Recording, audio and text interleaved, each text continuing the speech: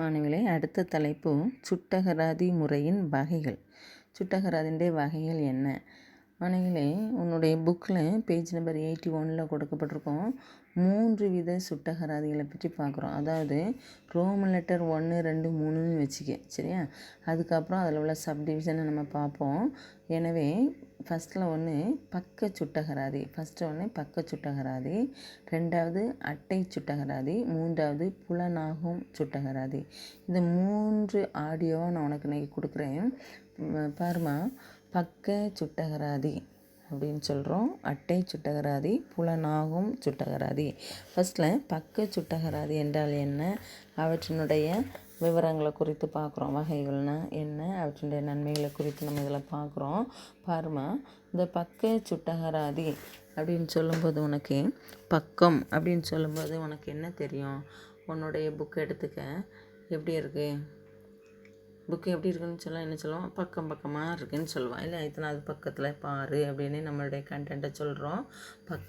Page wise, இல்லையா? சரி, இன்னும் நிறைய நோட்டுகளுமே பாரு. அக்கௌண்ட்ஸ் நோட்லாம் பேஜ் நம்பர் போட்டு வச்சுருப்பாங்க. பக்கம் அந்த விடுதல் பேரேடுகள் அதுக்கப்புறம் என்ன சொன்னால் தொடர் எழுது பொருளெல்லாம் எண்கள் என்ன சொல்லலாம் போடலாம். அது என்ன சொன்னால் பக்கத்தை நமக்கு குறிக்கக்கூடிய ஒன்று. எனவே இந்த பக்க சுட்டகராதி என்பது நம்ம என்ன பண்ணலான்னு சொன்னால், ஆல்ஃபாபெட்டிக்கல் ஆர்டரில் அரேஞ்ச் பண்ணுறதுக்கு எளிதாக இருக்கும். அதாவது அகர வரிசை முறைப்படி தான் கட்டாயம் அமைஞ்சிருக்கும். பக்க சுட்டகராதி எப்படி தான் அமைஞ்சிருக்குன்னு சொல்லணும்? அகர வரிசை. இந்த அகர வரிசைன்னு என்ன சொல்லியிருக்கிறேன்? ஆல்ஃபாபெட்டிக்கல் ஆர்டர், சரியா? இப்போ என்ன சொல்ல பாரு, இப்போ A to Z வரை நம்ம பக்கங்கள் போட்டிருப்போம். இப்போது ஏல உள்ள பேருக்காக நீ என்ன சொல்லலாம், நோட்டில் ஒரு 10 பேஜஸ் ஒதுக்கியிருக்கலாம், 10 பக்கத்தை ஒதுக்கியிருக்கலாம். பிக்கு ஒரு 10 பக்கம், சிக்கு ஒரு, இப்படி ஒவ்வொரு ஆல்ஃபபெட்ஸுக்கும் அதாவது அகர வரிசைகளுக்கும் ஒரு 10 பக்கத்தை என்னச்சிடனா அந்த புத்தக அட்டையிலே நம்ம ஒதுக்கிறோம். புத்தகம்னா ஒரு ஜஸ்ட்டு நோட்டு. இதை எப்படி அரேஞ்ச் பண்ணுறோம்? ஆல்ஃபாபெட்டிக்கல் ஆர்டரில் அரேஞ்ச் பண்ணுறோம். அரேஞ்ச் பண்ணும்போது ஒவ்வொரு ஆங்கில எழுத்துக்கும் குறிப்பிட்ட பக்கங்களை விட்டுறோம், சரியா? அப்போ இப்போ அந்த 10 பக்கம் ஏ அப்படின்னு சொன்னாலே ஃபஸ்ட்டு 10 பக்கத்தில் தான் நம்ம என்ன செஞ்சுருப்போம்? அவங்கள குறித்த விவரங்களை கோப்பிட பண்ணியிருப்போம். அதற்கான சுட்டகராதியும் தயாரிச்சிருப்போம். ஓகே, அடுத்து இப்போ பின்னு சொல்லும்போது 10 to 20க்குள்ளே தான் நம்ம என்ன செஞ்சுருப்போம்? பக்கமோ அல்லது ஒரு மடலாகவோ என்னதாலும் ஒவ்வொரு எழுத்திற்கும் நம்ம என்ன செய்கிறோன்னா அலாட் பண்ணுறோம்.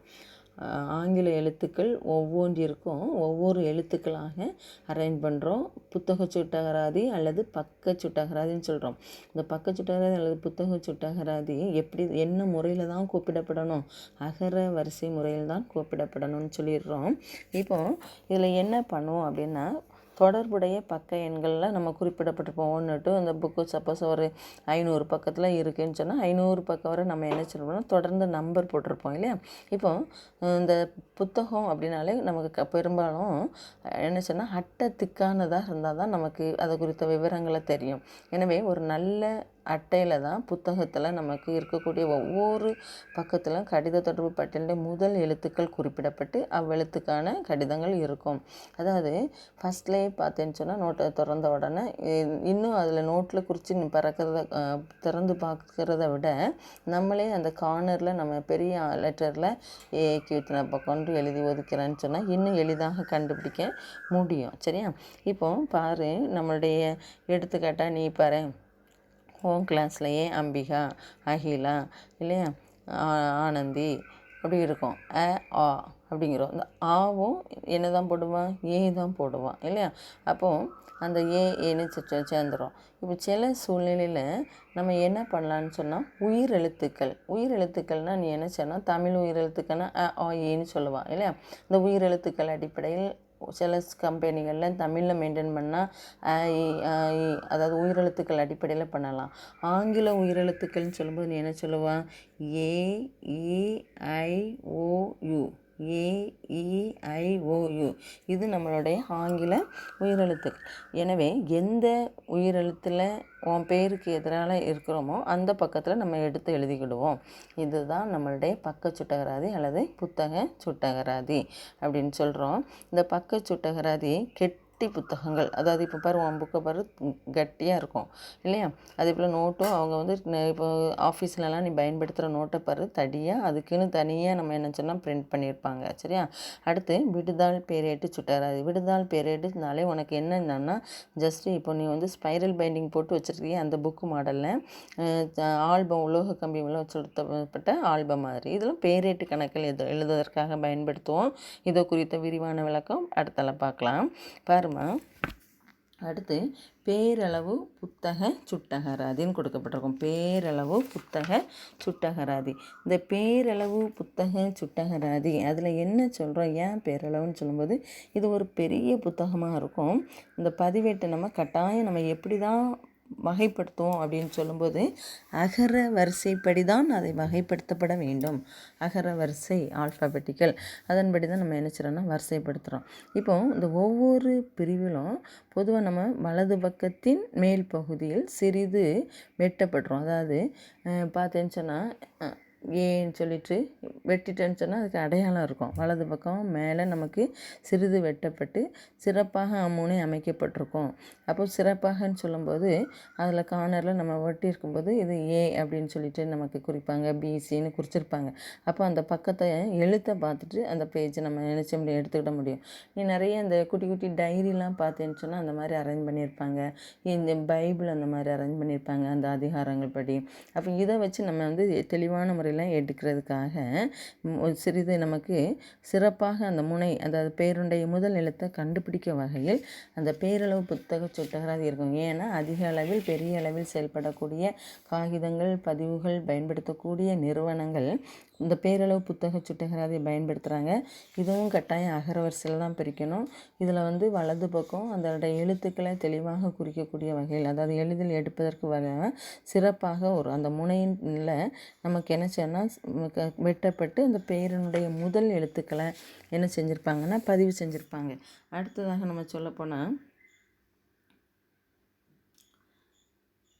பாருமா, இப்போ இந்த புத்தக சுட்டகராதி மிகவும் சிக்கனமானது. ஒரு தடவை ஒரு பெரிய புக்காக நம்ம பைண்ட் பண்ணி வச்சுட்டு அதை ஆல்ஃபாபெட்டிக்கல் ஆர்டரில் அரேஞ்ச் பண்ணிட்டேன்னு சொன்னால் எளிதாக அதுக்கப்புறம் திரும்ப திரும்ப வாங்கிட்டு இருக்கணுங்கிற அவசியம் இல்லை. அடுத்தாலும் இது நல்லா கட்டியான பேப்பர், தடித்த பேப்பரில் செய்கிறோம். எனவே இது நீண்ட காலம் உழைக்கக்கூடியது. அடுத்த 4வது பாயிண்ட்டை பார்த்தா புக்கு இல்லையா, தொலைந்து போகிறதுக்கோ கலைந்து போகிறதுக்கோ புக்கை பைண்ட் பண்ணிடுறோம். ஸோ அதில் உள்ள தபால்கள் நமக்கு கலைந்து போகிறதுக்கு வாய்ப்புகள் இல்லை. ஆனால் இதில் வந்து நெகிழ்வு தன்மைகள் அற்ற முறைன்னு தான் சொல்லுவோம். ஏன்னா புத்தகம் பைண்ட் பண்ணிடுறோம், திரும்ப நம்ம சேர்க்க முடியாது, அதை கிழிச்சு எடுக்கவும் முடியாது. அதனால் புத்தகத்தினுடைய அளவுக்கு தகுந்த குறைந்த அளவு பதிவுகள் தான் இதில் வைப்போம். எடுத்துக்காட்டாக தொலைபேசி சுட்டகராதி. நீ இப்போ வந்து பார்த்தேன்னு சொன்னால் நம்ம லேண்ட்லைன் வச்சுருந்தோன்னா டெலஃபோன் டைரக்டரி அந்த தொலைபேசி டிபார்ட்மெண்ட் பிஎஸ்என்எல் இருந்தெல்லாம் புக்கு கொடுத்துருப்பாங்க, பார்த்துருக்கேன். இதுதான் புத்தக சுட்டகராதி. ஒவ்வொரு ஏரியா வைஸு எல்லாருடைய நம்பரும் நம்ம அதில் கலெக்ட் பண்ண முடியும். அந்த ஆல்ஃபாபெட்டிக்கல் ஆர்டரில் அவங்க என்ன செஞ்சுருப்பாங்கன்னா அரேஞ்ச் பண்ணி புத்தக வடிவில் வெளியிட்டிருப்பாங்க. இதுதான் நம்ம புத்தக சுட்டகராதின்னு சொல்கிறோம். அதுலேயும் மெயினாக நம்ம என்ன சொன்னால் பேரளவு புத்தக சுட்டகராதி அப்படின்னு சொல்கிறோம். அடுத்ததாக நம்ம மாணவிகளின் எதை உழைப்பிடக்கூடாது, பக்க சுட்டகராதி, அட்டை சுட்டகராதி, புலனாகும் சுட்டகராதி. நம்ம பக்க சுட்டகராதியில் தான் என்ன தலைப்பு படிச்சிருக்கோம், பேரளவு புத்தக சுட்டகராதின்னு படிச்சிருக்கோம். 2வதாக விடுதால் சுட்டகராதி அல்லது செங்குத்து அட்டை சுட்டகராதி. விடுதால் சுட்டகராதி அல்லது செங்குத்து அட்டை சுட்டகராதின்னு படிக்கிறோம். மாணவிகளே, இது ஒரு 5 மார்க்ஸ் கொஸ்டின், இம்பார்ட்டன்ட் கொஸ்டின். விடுதால் சுட்டகராதி என்றால் என்ன அல்லது செங்குத்து சுட்டகராதி என்றால் என்ன, அதனுடைய நன்மை தீமைகள் கட்டாயமாக நீ மனப்பாடமாக படிக்க வேண்டிய ஒன்றுமா. பாரு, இந்த விடுதால் பேரேட்டு சுட்டகராதி அல்லது செங்குத்து தானே சொல்லியிருக்கிறேன். இது உனக்கு ஒன்று மனக்கண் முன்னால் என்ன நினைவச்சிக்க, ஸ்பைரல் பைண்டிங் புக்கை நினைவச்சிக்க. அல்லது நம்மளுடைய ஃபோட்டோ ஆல்பம் பார்த்தேன்னு சொன்னால் நிறைய முன்னால் உள்ளதெல்லாம் உலோக கம்பிகளால் என்ன செஞ்சுருப்பாங்கன்னா நம்மளுடைய பேப்பரை தடித்த அட்டைகளில் ஃபோட்டோஸ் வச்சு பைண்டிங் பண்ணாப்புல என்ன செஞ்சுருப்பாங்க, உள்ள சொருகி இணைத்து வைக்கப்பட்டிருக்கும். ஓகே, அப்போது இதில் என்ன சொல்கிறோன்னா ஃபஸ்ட்டில் உலோக பிடிப்புகள் அமைக்கப்பட்டு தாள்களை எடுக்கவும் வைப்பதற்கும் வசதியாக இந்த விடுதால் பேரட்டை தயாரிக்கிறாங்க. இப்போ இதில் 2 முனையும் சேர்த்து நமக்கு என்ன சொன்னால் பூட்டு ஒன்றும் பொருத்தப்பட்டுடலாம். இப்போ ஆல்பத்துலேயோ ஸ்பைரல் பைண்ட்லாம் பூட்டு போடுறது இல்லை இல்லையா? ஆனால் கணக்குகள், பதிவேடுகள், முக்கியமான தகவல்களை வச்சுருக்கும்போது இதில் பூட்டு போடுவதற்கும் வசதிகள் இருக்கும். பொதுவாக இதை யார் அதிக அளவு பயன்படுத்துவான்னா வணிக வங்கிகள்னால் எனி பேங்க்கு, மொத்தத்தில் நீ வங்கிகள்ங்கிறத நினைவச்சிக்க. அடுத்தல கூட்டு பங்கு நிறுமங்கள், காமர்ஸில் படிச்சிருப்பான். நிறுமங்கள் படங்களை பற்றி. நிறுமம் என்பது பேரளவில் செயல்படக்கூடிய ஒரு வியாபார அமைப்பு இல்லையா?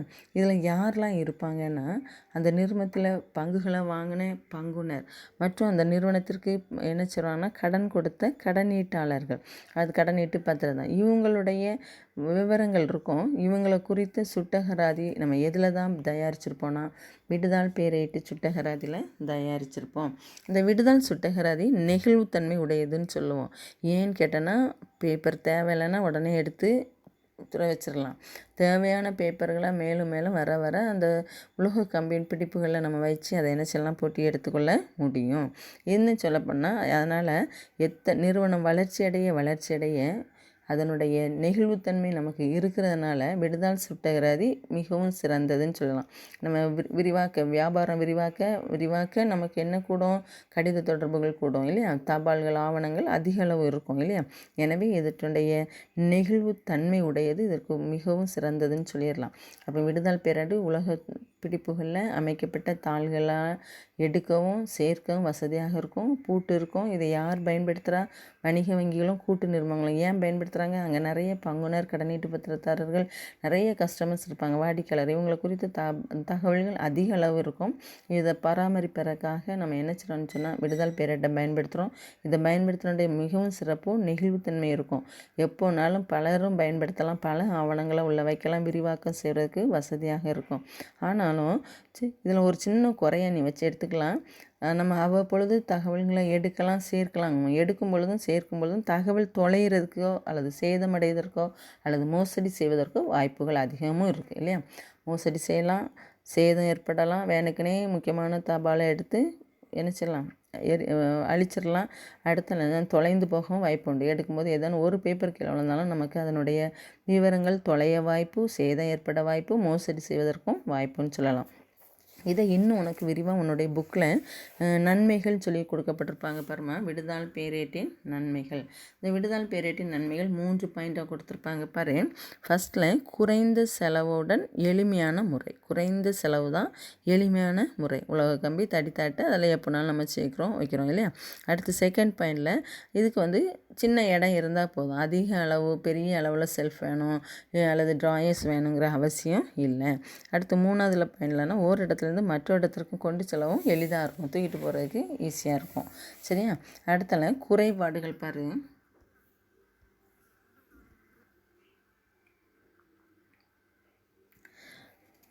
பாருமா, பொதுவாக இந்த சொற்களின் வரிசைப்படி தான் நம்ம பெயர்களை ஒரு பக்கத்துலேருந்து அடுத்த பக்கத்திற்கு கொண்டு போக முடியுமே ஒழிய, அதாவது குழம்பி போகிறதுக்கு வாய்ப்புகள் உண்டு அங்கங்கே அப்பப்போ எடுத்துகிட்டு இருக்கிறதுனால.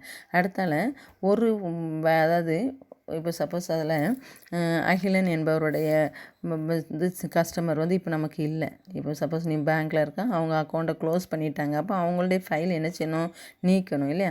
அப்போ அந்த நீக்கும் பொழுது அதனுடைய அந்த ஒரு அழுக்கடைந்த தோற்றத்தை நாளடைவில் அழிக்கும். கொஞ்சம் கொஞ்சமாக எடுத்துகிட்டு போகும் பொழுது அந்த விடுதல் பேரேடு நமக்கு பயன்படாமல் போகக்கூடிய சூழ்நிலையில் அவற்றை நீக்கும் பொழுது அது ஒரு அழகான தோற்றத்தை நமக்கு என்ன செய்யல கொடுக்கறது இல்லைன்னு சொல்கிறோம். அடுத்து இது நெகிழும் தன்மையற்ற முறைன்னு சொல்லி கொடுக்கப்பட்டிருக்காங்க. ஆக்சுவலாக இது நெகிழும் தன்மை கொண்டது தான் இல்லையா? ஏன் அப்படின்னு சொல்லும்போது, அதாவது இவங்களுடைய கருத்து என்னென்னா, அந்த உலோக கம்பியினுடைய பிடிப்பு எவ்வளோ இருக்கோ அந்த ரோல் பண்ணியிருப்பாங்க, அதில் எந்த அளவுக்கு கேப் இருக்கோ அந்த அளவுக்கு தான் நம்ம என்ன செய்ய முடியும், பேப்பரை சேர்க்க முடியும். அதனால் இது நெகிழ்வுத்தன்மை அற்றதுன்னு சொல்கிறாங்க. மாணவிகளை, விடுதால் பேரேடு நெகிழ்வுத்தன்மை கொண்டதுன்னா அதனுடைய தத்துவத்தில் படிக்கிறோம், நன்மையிலையும் படிக்கிறோம். ஆனால் தீமையாக எழுதும்போது அந்த உலோக கம்பிகளினுடைய கொள்ளளவு பிடிப்பு எத்தனை அளவுக்கு இருக்கோ அவ்வளோ பேப்பர்ஸை மட்டும்தான் நம்ம என்ன செய்ய முடியும், இணைத்து வைத்துக்கொள்ள முடியும். இதுதான் நம்மளுடைய விடுதால் பேரேட்டினுடைய நன்மைகள் தீமைகள் பார்க்குறோம். மாணவிகளே, ஃபஸ்ட்டு தலைப்பு ரோமன் லெட்டர் 1 பக்க சுட்டகராதி. பக்க சுட்டகராதி என்னன்னு பார்த்தோம். பக்க சுட்டகராதின் வகைகளை தான் பேரளவு புத்தக சுட்டகராதி, விடுதால் பேரேட்டு சுட்டகராதி. ஏன்னா இதெல்லாம் நமக்கு பக்கம் பேஜ் போட்டு நம்ம தயாரிக்கக்கூடிய ஒன்று. லாஸ்ட்டாக உயிரெழுத்து சுட்டகராதி. இந்த உயிரெழுத்து சுட்டகரான்னு சொல்கிறோம். உயிரெழுத்துக்கள் நீ தமிழில் சொன்னால் அ ஆ இ ஊ சொல்கிறோம் இல்லையா? சரி, இப்போ ஆங்கில உயிரெழுத்துக்கள் ஏ இ ஐ ஓ யூ. மாணவிகளே, இது 3ஆம் கிளாஸ்லேருந்தே படிச்சிருப்பான். வவ்வல்ஸ் அப்படின்னு சொல்லி படிச்சிருப்பாங்க இங்கிலீஷில் இல்லையா? ஏ இ ஐ ஓ யூ. இந்த எழுத்துக்களின் அடிப்படையில் நமக்கு பக்கங்கள் ஒதுக்கப்படும். இப்போ இந்த ஏஇஐஓயூட உனக்கு உன்னுடைய புக்கில் கொடுக்கல, நீ தெரிஞ்சுக்கிட வேண்டிய ஒரு ஆஃபீஸ் மேனேஜ்மெண்ட் சப்ஜெக்டில் ஒய் என்ற ஆங்கில எழுத்தையும் சேர்ப்பாங்க. ஏன்னா ஏஇஐஓயு அந்த 5 வவ்வல்ஸுக்குள்ளே நமக்கு எல்லா ஃபைலையும் அடக்க முடியாது. ஏதேனும் அதை மிஞ்சின ஃபைலுகளை என்ன செய்வான்னா ஒய் என்கிற பக்கத்தில் இருப்பாங்க. எல்லாருடைய பேரும் ஏஇஐஓயில் முடியாது. இப்போ எடுத்துக்காட்டாக பாரு, என்னுடைய நேம் என்ன, என் பேர் ரெஜின்னு உனக்கு சொல்லியிருக்கிறேன். ஓகே, ரெஜி. என்னுடைய ஃபஸ்ட் லெட்டர் என்ன, ஆர். அப்போ நான் என்னுடைய அகரவரிசையின்படி என்னுடைய பேர் அகரவரிசைலாம் நான் 6 பக்கத்தில் எழுதலாம். ஆனால் இதனுடைய தலைப்பு என்ன படிக்கிறோம், உயிரெழுத்து சுட்டகராதி. உயிரெழுத்துக்கள் ஏஇஐஓயூ தான். அப்போ ஏஇஐஓயூவில் அந்த 5 எழுத்துக்குள்ளேயும் ஆர் என்கிற எழுத்து இல்லை, அப்படி தானே?